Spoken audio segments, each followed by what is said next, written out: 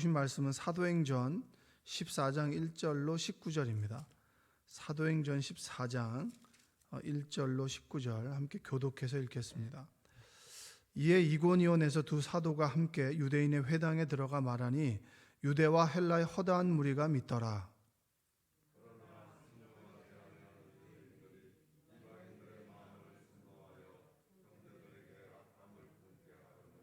두 사도가 오래 있어 주를 힘입어 담대히 말하니 주께서 그들의 손으로 표적과 기사를 행하게 하여 주사 자기 은혜의 말씀을 증언하시니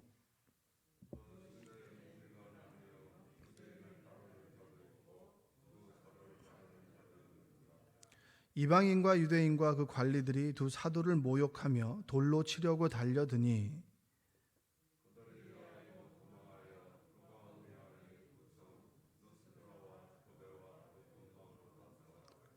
거기서 복음을 전하니라.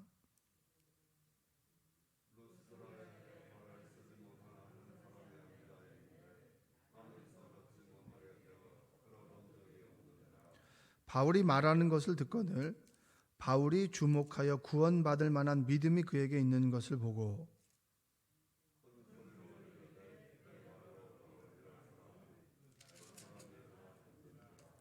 무리가 바울이 한 일을 보고 루가오니아 방언으로 소리질러 이르되 신들이 사람의 형상으로 우리 가운데 내려오셨다 하여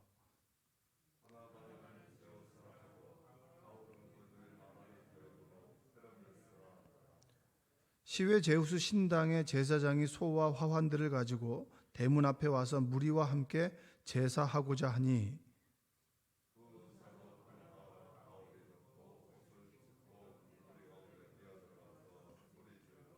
이르되 여러분이 어찌하여 이러한 일을 하느냐? 우리도 여러분과 같은 성정을 가진 사람이라 여러분에게 복음을 전하는 것은 이런 헛된 일을 버리고 천지와 바다와 그 가운데 만물을 지으시고 살아계신 하나님께로 돌아오게 함이라.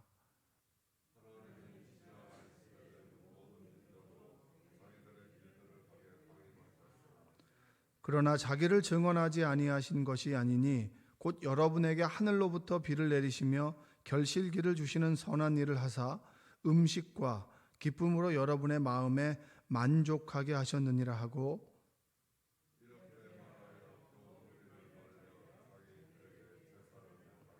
함께 읽겠습니다.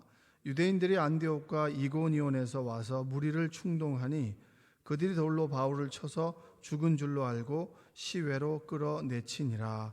아멘.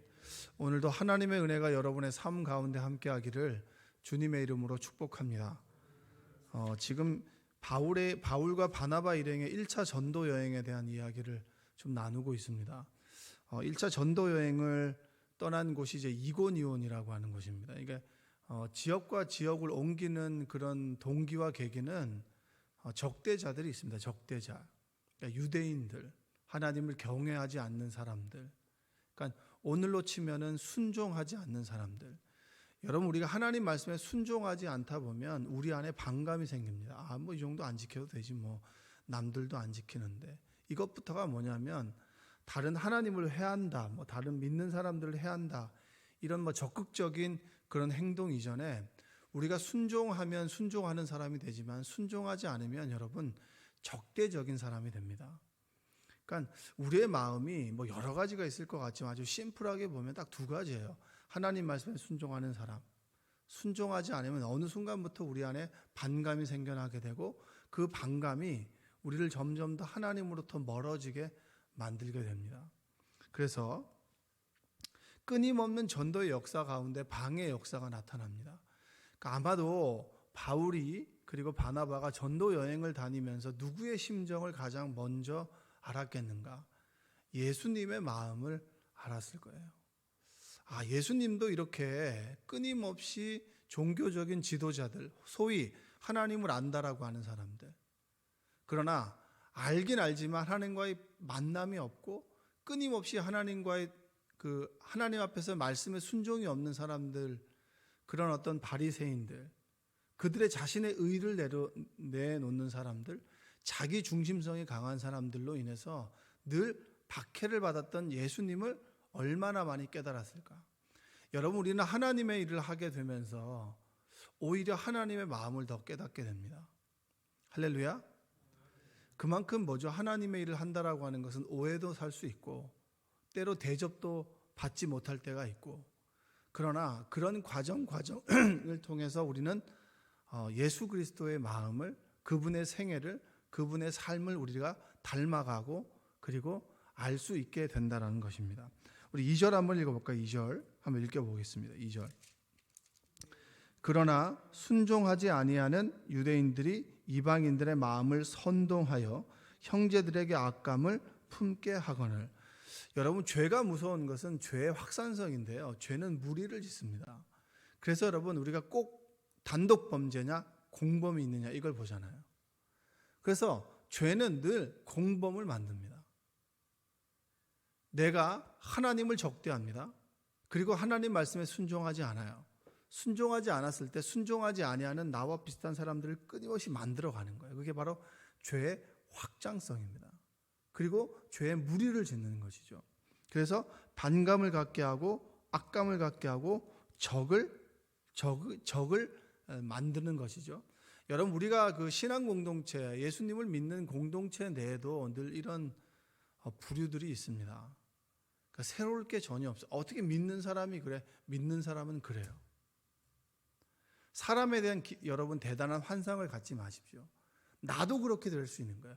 너가 그렇게 될 수 있는 게 아니라 나도 어느 순간에 하나님 말씀부터 멀어지게 되는 그 순간에 하나님과 그리고 하나님을 믿는 사람에게 반감을 갖게 되고 적대적인 사람이 되는 거예요. 왜 나에게 이런 일이 생깁니까? 라고 하는 것부터가 여러분 하나님에 대한 반감 아니겠습니까? 너는 되지만 왜 나한테는 그렇게 되는 겁니까? 하나님의 말씀은 너에게 주시는 말씀이 아니라 나에게 주시는 말씀이에요. 그래서 말씀을 자꾸 퍼넘기거나 자꾸 튕겨내는 것은 여러분 우리 안에 반감을 갖고 있는 거예요. 여러분, 사람은 절대 믿음의 대상이 될 수가 없습니다. 내가 저 사람을 믿었는데 저 사람이 돌아서는 걸 보는 그 순간에 굉장히 사람을 잃어버리고 실망을 하게 됩니다. 여러분, 끊임없이 성경을 통해서 보는 건 하나님은 끊임없이 우리들을 사랑하셨지 우리들을 믿지 않았어요. 근데 우리는 자꾸 쉽게 보이는 것을 믿습니다. 모세가 시내산에 올라갔을 때 우리가 믿는 신이 없어졌다라고 생각하고 그들은 금부치를 모아서 금송아지를 만들었습니다. 그 금송아지가 하나님의 형상인 것이죠. 근데 하나님께서는 십계명을 통해서 다른 형상을 만들지 말아라. 왜냐하면 그건 하나님이 아니라는 거예요. 하나님은 우리가 있는 시간과 장소를 벗어나 있는 분이에요. 그래서 부활하신 몸으로 오셨을 때 같이 먹기도 하고 시간을 함께 보내지만 갑자기 공간을 이동하게 됩니다. 그게 우리와 전혀 다른 분이라고 하는 거예요. 우리는 늘 이 보이는 시간과 이 공간 안에서 보이는 존재를 자꾸 믿고 싶고 믿어야만 내 마음이 조금 안심이 되는 그런 좀 불완전한 속성을 가지고 있습니다. 그랬을 때 끊임없이 우리의 믿음 생활에는 걸림돌이 되는 거예요. 오늘 말씀에 보면 3절 한번 읽어볼까요? 3절. 두 사도가 오래 있어 주를 힘입어 담대히 말하니 주께서 그들의 손으로 표적과 기사를 행하게 하사 자기 은혜의 말씀을 증언하시니. 사도 바울이 말씀을 전합니다. 말씀을 전하는데 누구를 힘입어 말씀을 전합니까?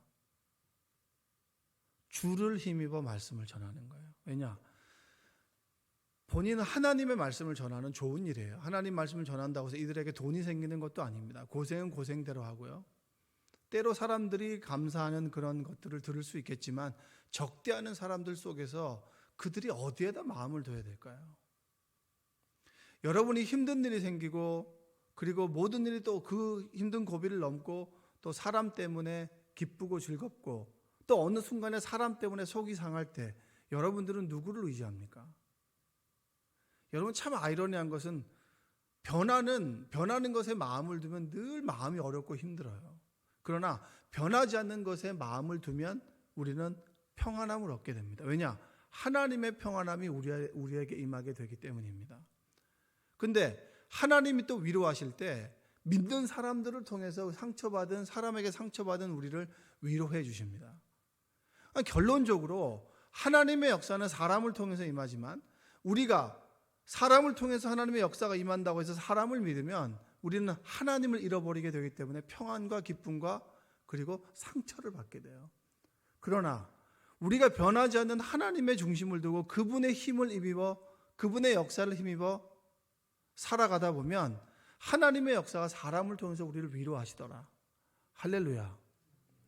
사람을 통해 상처받아요. 근데 끊임없이 하나님 말씀을 전하는 바울이 바나바에는 위로가 되지 않았겠습니까?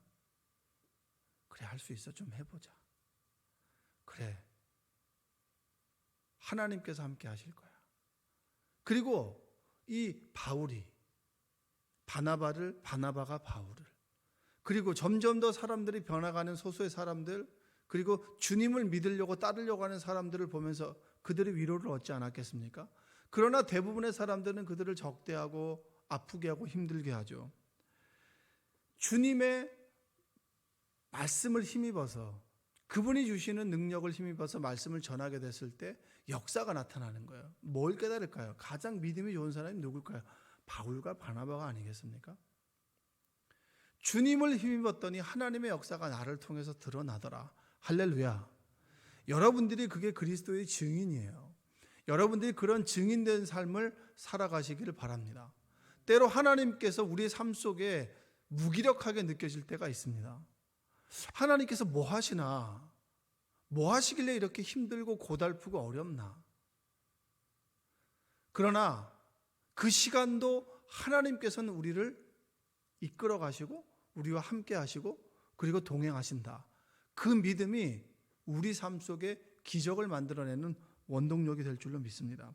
자, 9절 한번 볼까요? 9절 한번 읽어보겠습니다. 자, 시작. 바울이 말하는 것을 듣거늘 바울이 주목하여 구원받을 만한 믿음이 그에게 있는 것을 보시고. 자, 이고니온에서 사람들이 계속 자기를 위협하니까 전도지를 옮기게 됩니다. 쉽게 말하면 교회를 옮긴 거예요. 개척한 교회를 옮긴 겁니다. 그 목사님이. 우리 선배 목사님들 보면 늘 교회를 옮기는 분들이 계세요. 그러니까 교인들이 드센 거죠. 그러니까 정말 좋은 교인들과 좋은 목회자가 만나는 것도 복인데 옮겨야 되는 거예요. 너무 힘드니까, 어려우니까. 그래서 거기가 간 곳이 루스드라와 더베라고 하는 곳에 갑니다.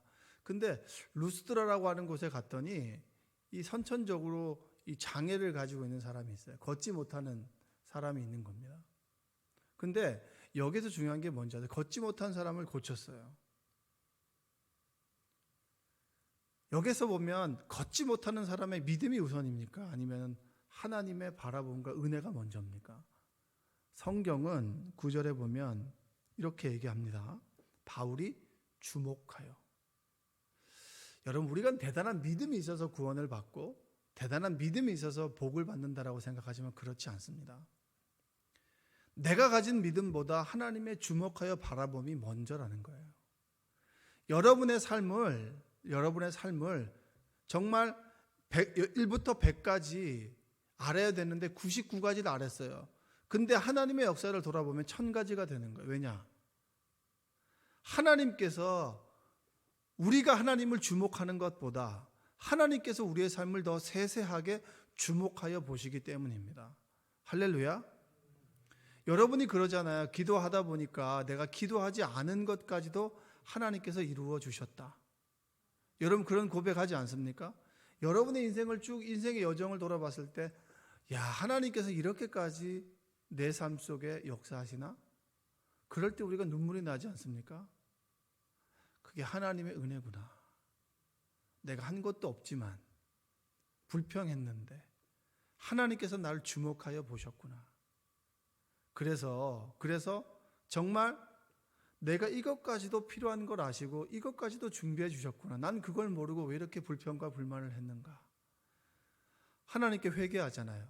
회개도 여러분 하나님께서 주목하여 나를 보시고 하나님의 은혜가 나에게 임했을 때 회개하는 거예요.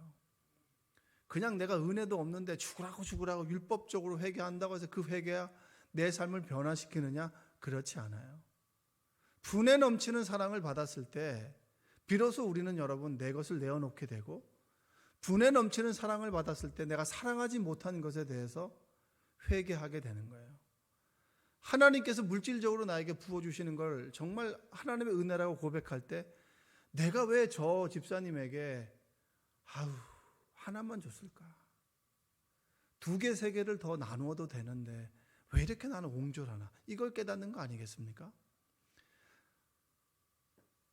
하나님께서 그 영혼을 주목하여 본다라고 하는 것을 바울이 깨닫게 됐을 때, 바울의 시선으로 그 선천적으로 걷지 못하는 장애인을 바라보게 됐을 때, 그 속에서 열망을 깨닫는 거예요. 구원받고자 하는 그 씨앗. 대단한 믿음이 아니에요. 하나님만이 이 문제를 고쳐주실 수 있다라고 하는 씨앗과 같은 믿음을 보게 됐을 때 바울이 선포하는 겁니다. 뭘 선포하냐? 10절 한번 읽어볼까요? 10절, 큰 소리로 이르되 내 발로 바로 일어서라 하니 그 사람이 일어나 걷는지라. 여러분 한번 믿음을 담아서 한번 고백해 보시죠. 내 발로 일어서라. 시작. 내 발로 바로 일어서라. 여러분, 이 말 선포되는 말씀이 하나님의 음성인 줄로 믿습니다. 혹시나 지금 여러분의 삶 속에 어려움 속에 좌절과 절망이 있습니까? 깊은 웅덩이에 빠져 있나요?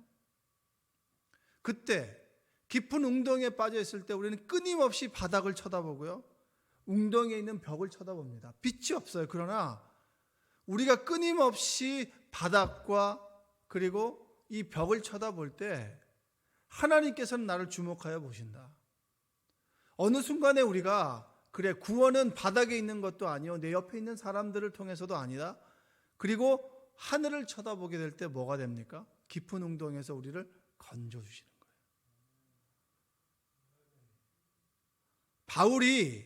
바울이 이 선포했던 이 음성이 하나님께서 여러분에게 주시는 하나님의 음성인 줄로 믿고 아멘으로 응답하는 여러분 되시기 바랍니다.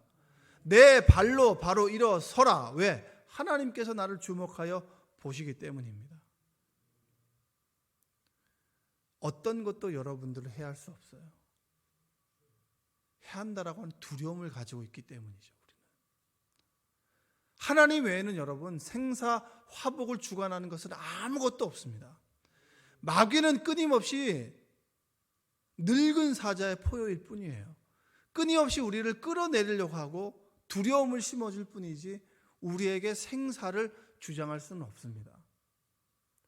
고쳐주시는 분도 하나님이시고요. 여러분, 바울의 이 역사가 지금도 일어나는 거 아십니까? 모르나요? 여러분, 지금도 기적의 역사가 일어나고요, 치유의 역사가, 회복의 역사가 일어납니다. 구원받을 만한 믿음이 있는 우리에게. 이 얘기가 뭘까요? 구원받을 만한 믿음이, 여러분 이렇게 생각하시면 돼요. 하나님이라면 고쳐주실 텐데. 이게 구원받을 만한 믿음이에요. 대단한 믿음이 아니에요. 주님께서 고쳐주실 거야, 저 기도해 주세요, 이거예요. 하나님 고쳐주세요라고 하는 믿음이에요. 여러분, 내 힘대로 안 되잖아요. 여러분, 내 인생 내 마음대로 안 되듯이 내 옆에 있는 내 아내도 내 자식도 내 힘대로 되지 않습니다. 점점 더 우리는 시간이 지나가면 지나갈수록 그것을 깨닫게 되는가? 그 깨닫게 되는 사람들이 할 수 있는 최선이 뭡니까? 하나님께 기도하는 거예요. 내가 할 수 없으니까 포기하지 않고 하나님께 기도하는 거. 그 조그만 믿음을 보시고 하나님께서 바울을 통해서 역사하셨어요. 내 발로 바로 일어서라. 이런 믿음의 고백이 여러분에게 있기를 주님의 이름으로 축원드립니다. 근데 사람들은 기적이 일어나게 됐을 때 기적을 통해서 누구를 바라보게 됩니까? 기적을 일으킨 사람들을 보게 되는 거예요. 여러분, 저도 정말 믿음을 가지고 기도합니다. 그러면 하나님께서 낫게 해주시죠. 믿으십니까? 그런 사람들이 누구를 바라보게 되는? 저를 바라보게 되더라고요. 목사님이 능력이 있네. 그렇지 않죠. 목사님이 믿음이 좋다라고 생각하셔야죠. 무슨 능력이 있습니까? 제가 의학적인 지식이 있습니까? 어느 부위가 어떻게 아픈지 어떻게 압니까? 목사님, 제가 오른쪽 어깨가 아픕니다. 어깨 신경이 아픈 건지 세포가 아픈 건지, 그리고 주변에 어떻게 뭐가 아픈지 제가 어떻게 알아요? 그냥 어깨가 아프다고 하니까 그냥 어깨 손을 얹는 거예요. 저는 믿음으로. 하나님께서 낫게 해주시겠지라는 믿음으로. 그러면 하나님께서 그 위에 함께 하시면 낫게 해주시는 거예요. 그러면 사람들은 누구를 쳐다보니까 낫게 해준 사람을 쳐다보는 게 아니라 낫게 해주는 그 손을 타고 올라가서 하나님을 바라볼 때, 하나님의 역사가 누구를 통해서 임했구나라는 고백을 드려야 되는 것이지, 그 사람을 보는 건 아니에요. 제가 기도했을 때 병이 나았습니다. 그러면 저는 하나님께서 나를 통해서 역사하셨구나, 감사하다. 여러분, 이게 우리 믿음의 고백이에요. 근데 내가 고쳐준 것인 것 마냥, 내가 안수할 때 손이 막 뜨거워져서 내 힘으로 고쳐준 것인 것 마냥 라고 했을 때 우리의 모습이 어떻게 되는지 아세요? 11절과 13절 쭉 한번 읽어볼까요? 무리가 바울이 한 일을 보고 루가오니아의 방언으로 소리질러 이르되 신들이 사람의 형상으로 우리 가운데 내려오셨다 하여 바나바는 제우스라 하고 바울은 그 중에 말하는 자이므로 헤르메스라 하더라. 시외 제우스 신당의 제사장이 소와 화환들을 가지고 대문 앞에 와서 무리와 함께 제사하고자 하니. 우리는 눈을 고쳐주게 되면 되게 높여. 하나님의 반열처럼 자꾸 높여요. 뭐하죠? 이 사람 제사 지내잖아요. 제가 아까 뭐라고 말씀드렸죠? 그 사람을 믿지 말아라. 바울과 바나바는 뭘 알았을까요? 고침받은 사람들, 고침받은 걸 옆에 본 사람들이 우리를 신으로 추앙하게 될 때 그들의 말을 믿지 않았어요. 그냥 이 사람은 사라지는 바람과 같은 거라고 생각했을 거예요. 동요되지 않았습니다. 동요되지 않고 하나님께서 이 일을 하셨구나라고 하는 중심을 잡았어요. 저 사람을 믿고, 그리고 저렇게 나를 환호하는 사람들을 저 사람이 나와 영원히 함께 하겠지. 근데 여러분, 그들은 적대적으로 변합니다. 14절 15절에 그 얘기 아닙니까? 14절 15절 한번 읽어볼까요? 두 사도 바나바와 바울이 듣고 옷을 찢고 무리 가운데 뛰어 들어가서 소리질러 15절 이르되 여러분이여 어찌하여 이러한 일을 하느냐? 우리도 여러분과 같은 성정을 가진 사람이라. 여러분에게 복음을 전하는 것은 이런 헛된 일을 버리고 천지와 바다와 그 가운데 만물을 지으시고 살아계신 하나님께로 돌아오게 함이라. 나는 너희와 똑같은 사람이다. 나는 내 믿음을 가지고 손을 얹었고 그리고 선포했다. 하나님께서 고쳐주셨다. 우리는 하나님의 통로이지 하나님이 될 수가 없다라고 하는 걸 선포합니다. 그랬더니 바울과 바나바를 적대하던 사람들이 그들을 선동합니다. 그렇게 신으로 추앙하고 제사 지내려고 하고 제우스와 헤르메스라고 그들이 가장 좋아하는 신, 전달자이자 신들의 최고였던 제우스, 그리고 전령인 헤르메스, 그들을 높였던 그들이 순간 변화에 뭡니까? 그들을 죽이려고 하는 사람이 돼요. 그게 19절 아닙니까? 19절 유대인들이 안디옥과 이고니온에서 와서 무리를 충동하니 그들이 돌로 누구를 칩니까? 바울을 쳐서 죽은 줄로 알고 끌어다가 버립니다. 나를 정말 신으로 추앙했던 사람들이 적으로 변해요. 여러분, 우리 소위 그러잖아요. 가까이 있는 사람들이 등에 칼 꽂는다고 그렇게 얘기하잖아요. 가장 잘하는 사람들이 우리의 가슴을 후벼 파는 거 아니겠습니까? 그래서 옛날부터 뭐라고 얘기해요? 검은 머리 짐승은 거두지 말아라. 그런 얘기 하잖아요. 왜냐? 사람을 믿기 때문이죠. 바울과 바나바는 알았을 거예요. 우리는 늘 변하고 늘 주님을 십자가에 못 박는 사람들이다. 나에게 유익이 되면 하나님을 떠받들지만 유익이 되지 않으면 하나님까지 십자가에 못 박는 사람들이 바로 저와 여러분이에요. 그러면 내 옆에 있는 사람도 당연한 거 아니겠습니까? 연약하기 때문에. 그러면 끊임없이 그를 사랑해주고 섬겨주면 때로 그들이 변한다 해도 우리는 사람을 잃어버리지 않습니다. 하나님도 잃어버리지 않아요. 그런데 어느 순간 우리가 믿음의 비중이 사람에게 자꾸 찾아가게 되고 사람을 믿고 의지하게 되면 그 사람이 돌아섰을 때 우리는 하나님도 잃어버리고 사람도 잃어버리게 됩니다.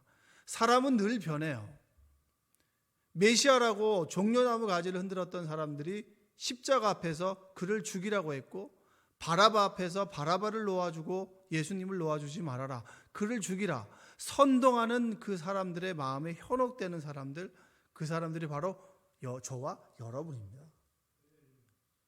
그럼에도 불구하고 하나님께서 우리를 주목하여 바라보시고 우리를 고쳐주시고 회복시켜 주신다. 바울과 바나바는 하나님의 마음을 알았기에 적대자를 피해서 전도했지, 숨어서 전도를 포기하지 않았어요. 여러분들 포기하지 않는 은혜가 여러분에게 있기를 원합니다. 좌절하고 절망하지 않는 은혜가 여러분에게 있기를 원합니다. 깊은 웅덩이에 있는 여러분의 삶일지라도 내 발로 일어나 걸어라 라고 여러분 에스겔에 말하는 마른 뼈다귀에 근육을, 세포를, 살을, 생기를 부어 넣어주시는 생명의 역사가 오늘 여러분에게 있기를 주님의 이름으로 축복합니다. 사지가 멀쩡해요. 할 수 있어요. 근데 못하는 사람 많이 있습니다. 왜냐? 아프거든요. 마음이 아프거든요. 외적으로 아픈 것만 문제가 아니에요. 요즘 마음의 질병이 너무나 커요. 그때 주님은 우리에게 말씀하세요. 내 발로 일어서라는 거예요. 그 말씀에 아멘으로. 왜냐? 주님께서 우리를 주목하여 보시고 하나님의 생명이 너희에게 생기가 임하면 너희가 일어서려고 하는 믿음과 합해졌을 때 생명의 역사가, 치유와 회복의 역사가 웅덩이에서 일어나게 되고, 그리고 이 내 삶 속에 장애물과 같은 벽이 있을 때 벽이 무너지는 역사가 우리 삶에 일어날 수 있다. 할렐루야. 그걸 경험하는 여러분들 되시기를 주님의 이름으로 축복합니다. 출애굽기를 읽는데 홍해 앞에 막혀 있잖아요.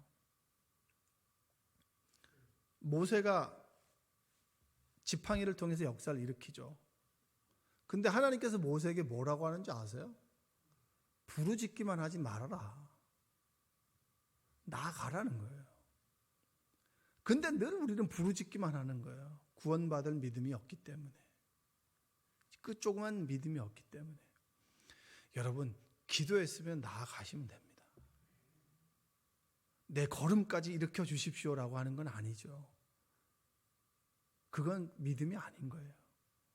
하나님께서 내 마음을 주시고, 그리고 하나님께서 일어서라고 하시면 일어서면 되는 거예요.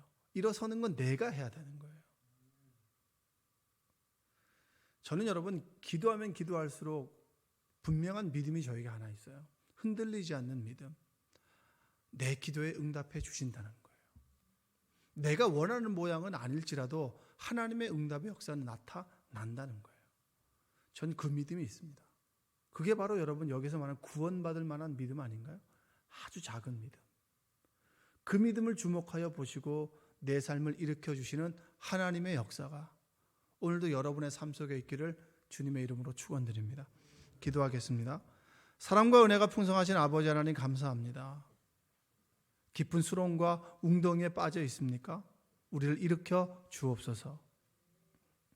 구원받을 만한 조그만 씨앗의 믿음이 우리에게 허락하셔서 그 믿음을 통해서 기적의 역사가 일어나게 하여 주시고,